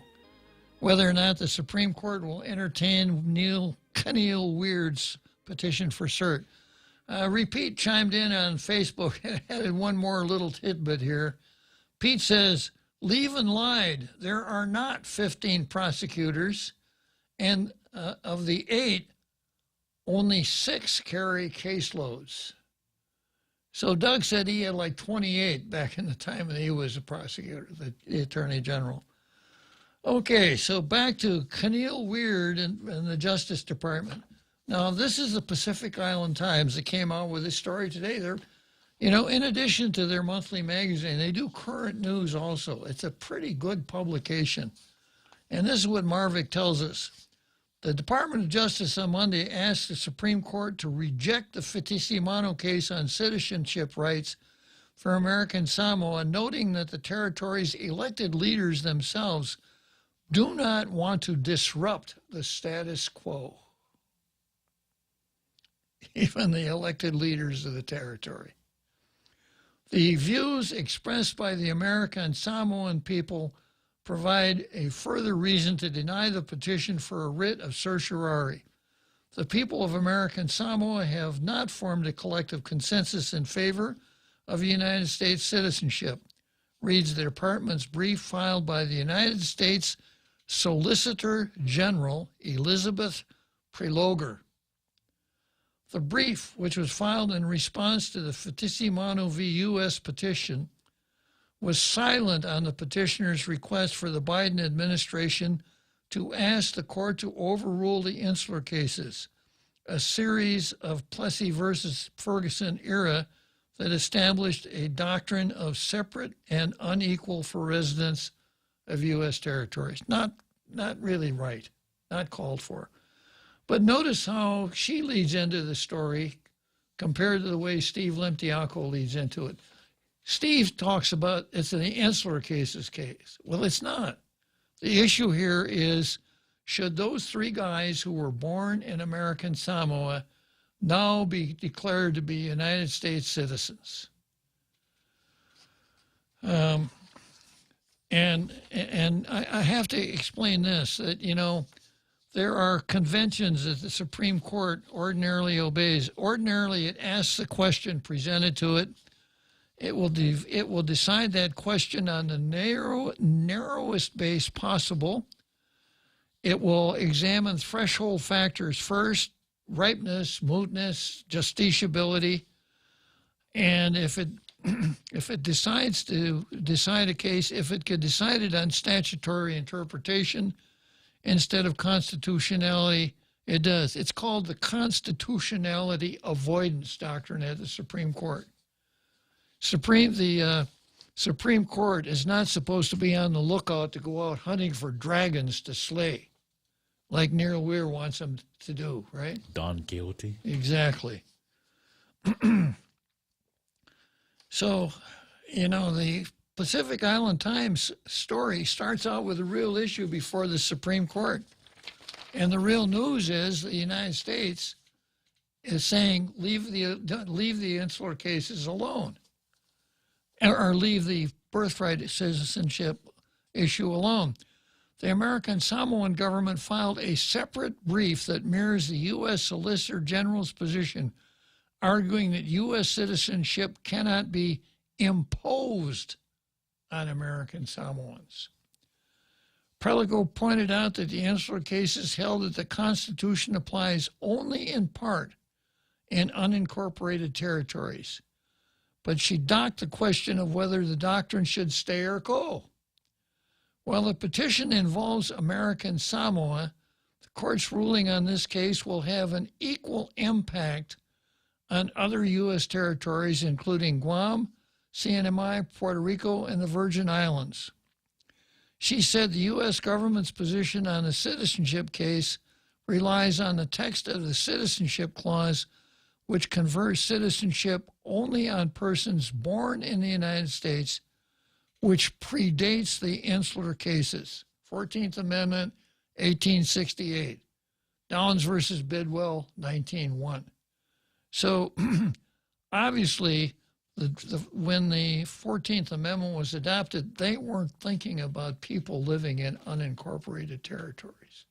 That's part of our argument. I'm going to try to get a hold of their brief so I can go into a more in-depth explanation here, that she thinks it can be decided not on the basis of the insular cases, but on basically constitutional construction, reading the words and figuring out what they say and what they mean. Now, it's interesting that, and I've explained this before, and I explained it in my mock decision, that some of the loudest voices here are the separatists. Oh, we overrule the insular cases because they're racist. Well, the insular cases stand for this proposition. The 5 territories are not integral parts of the United States. They are property of the United States.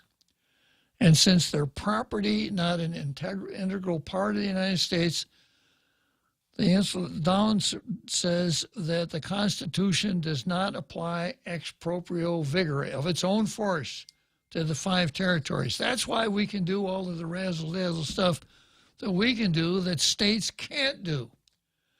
But if Downs were overruled in the Supreme Court, as I said in my mock opinion, said that the uniformity clauses do apply in the territories, meaning the whole Constitution, then we are not property anymore. We are an integral part of the United States.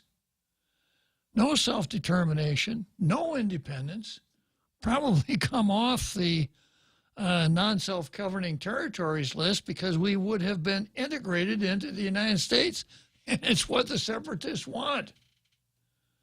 That's why I say this is probably the most important issue on this island, because if Downs is overruled, the consequences for us are horrible.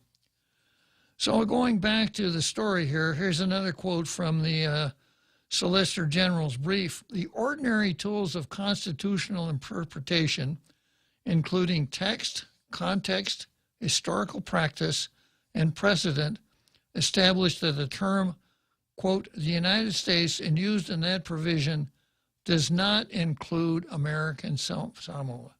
The United States, as used in the 14th Amendment, does not include the territories. The multi-step framework from the insular cases is therefore beside the point. As a result, this case would be an unsuitable vehicle for re-examining the case. Now, let me explain that. The Fittissimo case would be an unsuitable vehicle for re-examining the case. Now, Neil Weir is, oh man, this is a golden opportunity, because Neil Gorsuch says the insular cases are built on a rotten foundation. We'll never have a better chance than this. So another one of the conventions for the Supreme Court is that they only want to decide issues that are properly raised in the cases before them. And if not, and that's why Gorsuch said, you know, we should look for a case where that issue is raised, which was kind of a signal out there. You guys bring us a case and we'll decide it. But according to Prelogar here, this isn't the case because it deals only with birthright citizenship, and you don't have to touch the insular case. You don't even need to say insular cases to resolve that controversy. So if it's not a proper vehicle for examining those cases, the Supreme Court shouldn't touch it.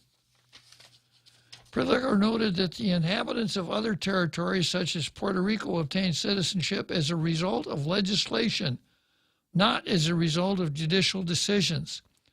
The same process remains available to the people of American Samoa. If the American Samoan people form a consensus in favor of birthright citizenship, the territory's delegate to the House of Representatives could bring that issue to Congress's attention, and Congress could change federal law at that time. And I suspect that it would be very easy to get Congress to do that.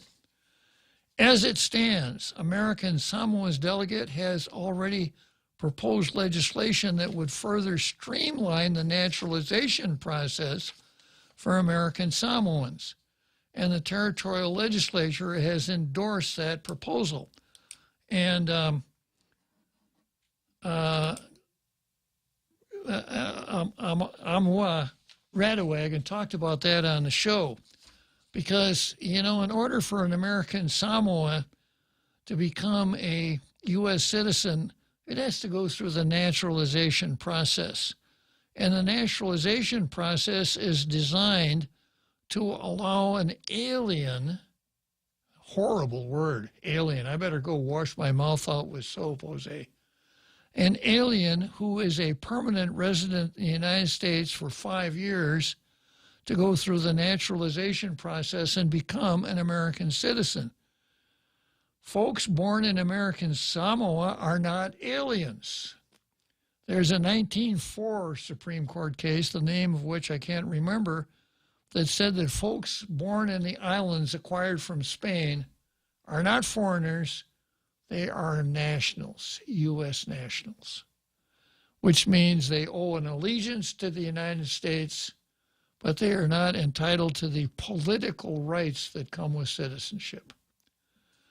Civil rights, yes. Political rights, no. So what Amata is saying, she's introduced a legislation that makes it very easy for Samoans that don't want to live in Samoa anymore to become United States citizens. And I suspect that that will probably pass. So all three of Neil Weir's clients, all of the American Samoans that want birthright citizenship, can become U.S. citizens if that's what really, really, really rings their bell. Going on, Prelogar said imposing U.S. citizenship on all persons born in American Samoa would eliminate the opportunity for the American Samoan people to consider the issue democratically and develop a consensus as to its proper resolution. You know, for all we know, if the American Samoans got together, they might decide, we don't want to do that. We want to unite with the other Samoa, what used to be called Western Samoa. So we just have one Samoa. But if the insular cases are overruled, that's over. And then Prelogar goes on to say those disruptive consequences are particularly unwarranted because federal law already allows American Samoans to naturalize as U.S. citizens after moving to any state, the District of Columbia, or any territory outside American Samoa, and to use their previous time residing in Samoa to satisfy the 5-year residency requirement for naturalization. So you move from Pongo Pongo to Salt Lake City, you get off the plane, You go to the post office, you pick up the naturalization papers, you fill them out, and you can file them. Probably by Christmas time, you're going to be a citizen, because the 5-year waiting requirement is satisfied by your 5 years in Samoa. Okay, I've got another article here from the Pacific Island Times. I've got somebody waiting in the green room. Jesse, question about the insular cases. So, Jesse, we're going to go to Churchill Downs, and then I'll answer your question about the insular cases. Choice Broadcasting introduces their unbeatable lineup of morning show. Hands down winners of Guam's morning radio battle. Daryl Lizama grooves his way through Boss 104 playing Guam's favorite classic hits. Morning Mouth Ray Gibson shakes the cage on 93.3 The Point. And now, we are proud to announce the Morning Blender with Kyle Mandapat, mixing it up at sunrise on Star 101. If you're an advertiser trying to reach the most valuable ears, we've got the shows that listeners have been tuning into for decades. One call gets all three. 671-888-7346. That's 888-REIO. Come try Guam's original Chamorro restaurant with Pica's best 5 years running. Mezcla Chamorro Fusion Bistro. Experience Chef Peter's candied salmon over scallion coconut rice, octopus to naktak, Chamorro platter, and their award-winning gourmet hamburgers. Or if you're looking for something healthy, try their keto-friendly menu. Come and enjoy Mezcla's half-a-day service at their Hagåtña and Grand Plaza Tuman location. Call their Hagåtña location at 479-2652 for reservations.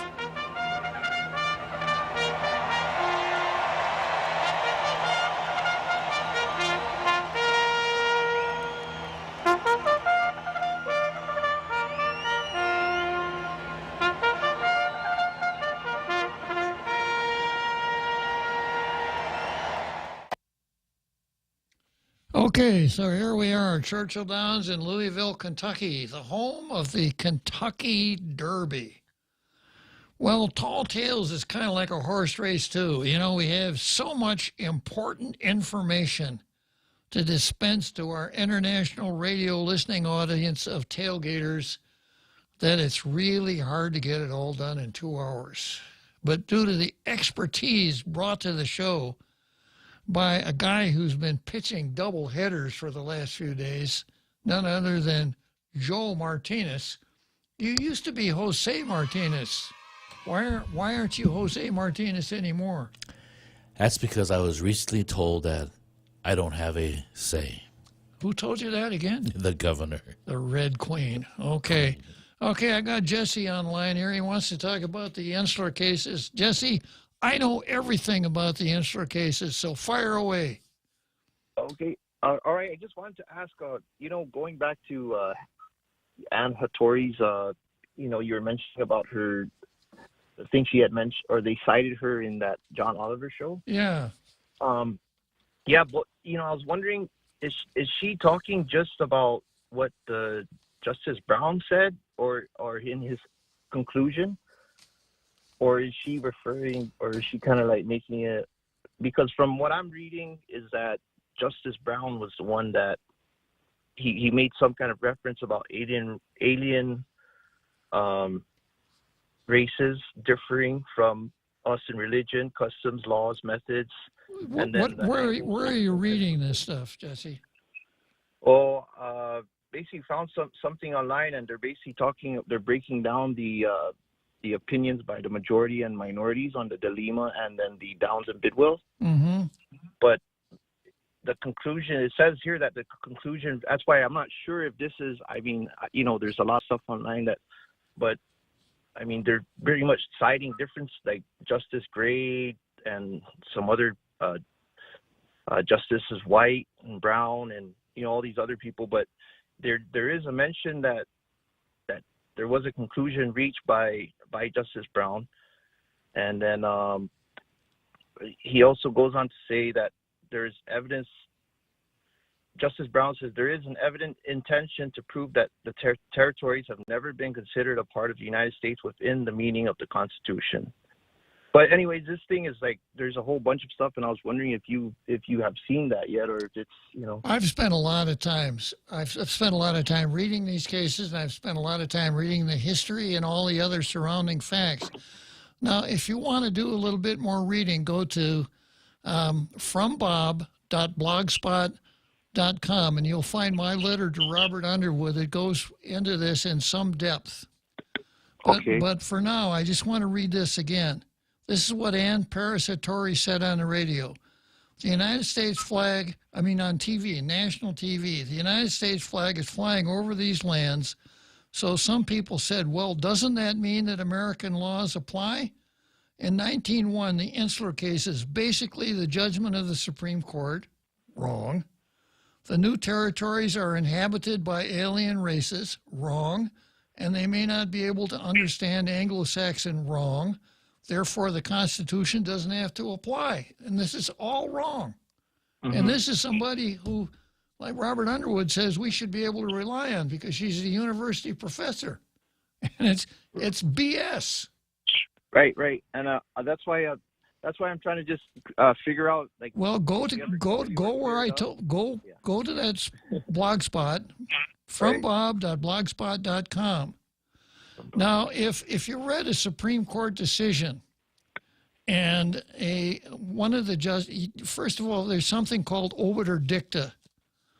Obiter dicta means language that appears in a Supreme Court decision that is not necessary to reach the result that the holding of the Supreme Court decision represents. It's just a justice wanting to put some of his random thoughts in writing into the opinion. Right. Okay, so if you saw the words alien races in somebody's obiter dictum, and the obiter dictum said something like this, if we're going to build an empire, and if we're going to conquer other places, do we want that may be inhabited by old alien races? Do we want to tie ourselves to this idea that the Constitution automatically applies? Okay, if that appeared in a case, would you say that the case was racist? Because if that were the dicta, it doesn't apply to the islands that were acquired as a result of the Spanish-American War. But that's not what Anna Parasatori says. So, and that's why I think, it's one of these, everybody knows the Insular cases are racist. And for so many people, that's the end of the story. I don't care what else it says. If it's racist, I'm against it. And I've told you so many times what a disaster it would be if Downs were overruled, because we would then no longer be property of the United States. Means all of these dreams about self-determination, over. All the talk about independence, over. Taxes go to Washington. It would be horrible. And it's because people go along with this. Well, everybody knows they're racist. I'm not a racist. I don't like it. And, let's get rid of the Insular cases. Neil Weir is a demagogue pandering to this racist myth. And it's certainly against the interests of the folks in American Samoa who've made it clear over and over again in every possible way. Folks in the Northern Marianas don't like it. And by the way, the Northern Marianas, you'll recall, they became, they got under the American flag because they said, please bring us in. But the separatists, that's colonization. Well, how can it be colonization when they said, we don't want to be independent. We want to be a territory of the United States. I got another caller on line, too. Is there anything else I can help you with? That's good for now. I just wanted to check that with you. Thank you. All right. Okay.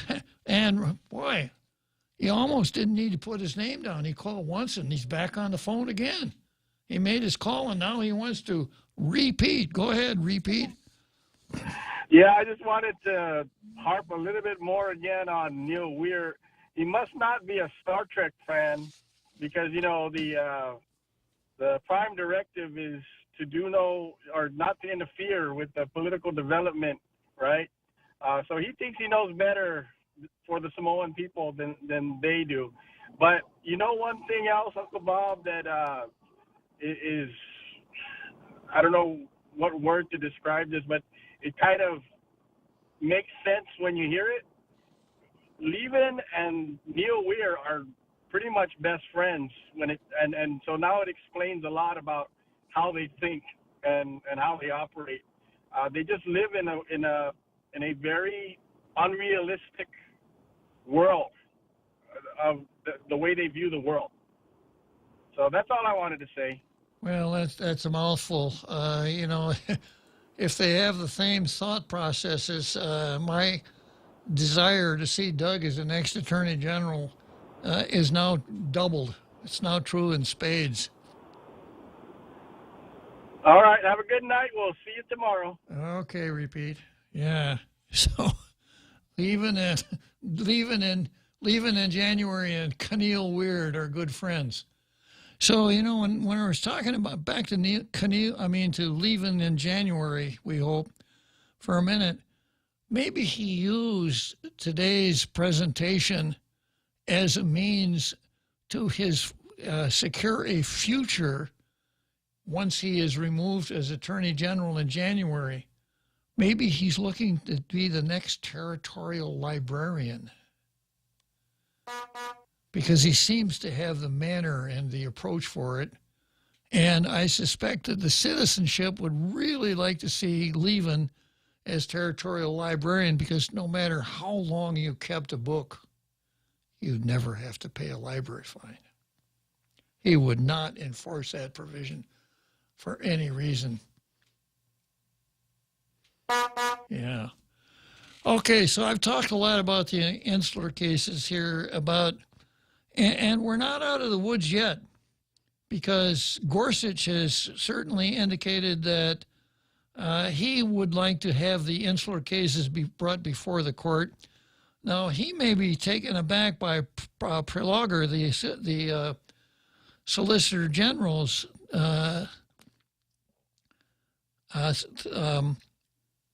direction that this is not the vehicle to overrule the insular cases. It's not the proper place to make that decision. But if he can ignore that, you could suspect that the three liberal judges would go along with Gorsuch just to stick it to the majority. And then if the case gets before the Supreme Court, you know, I mentioned in my own dissent that Justice Harlan's dissent was actually more powerful from a legal standpoint than the holding in Downs versus Bidwell. It was a 5-4 decision. And it was a result of a certain amount of switching around, a very interesting process that got us to that point. So if the Supreme Court grants cert, we could have a serious problem. Okay, Johnny Utah is back. He wants to talk about leaving in January. Go ahead, Johnny. I just wanted to say, you don't want Levin to be the librarian. Librarians are the new most powerful people on the planet. The librarians at the archive are the ones that are telling the DOJ, FBI, and the president what to do. They're in charge now. They're sort of a super grand jury, I guess, Johnny. Yeah, absolutely. That's the archive librarians. You know, you don't want to mess with those guys. So, yeah, I'd better have Levin as an inept prosecutor needing some Viagra than have him as a librarian. Then you'd be in trouble. Good point, Johnny. Help me say goodbye to our president, okay? Let's go, Brendan. Let's go, Brendan.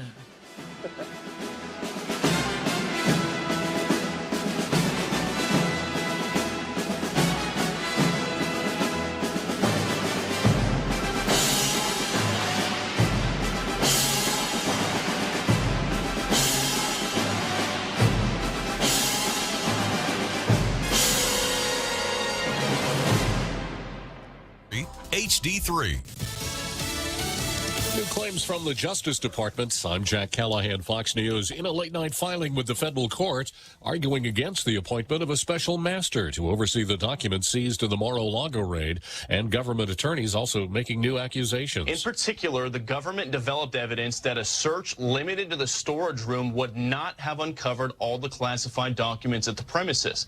The government also developed evidence that government records were likely concealed and removed from the storage room, and that efforts were likely taken to obstruct the government's investigation. Fox's Bill Melugin. The Justice Department claims the former president and his team failed to fully comply with a subpoena for documents. The Trump legal team has repeatedly said they were cooperating completely. President Biden says his plan to reduce crime in the U.S.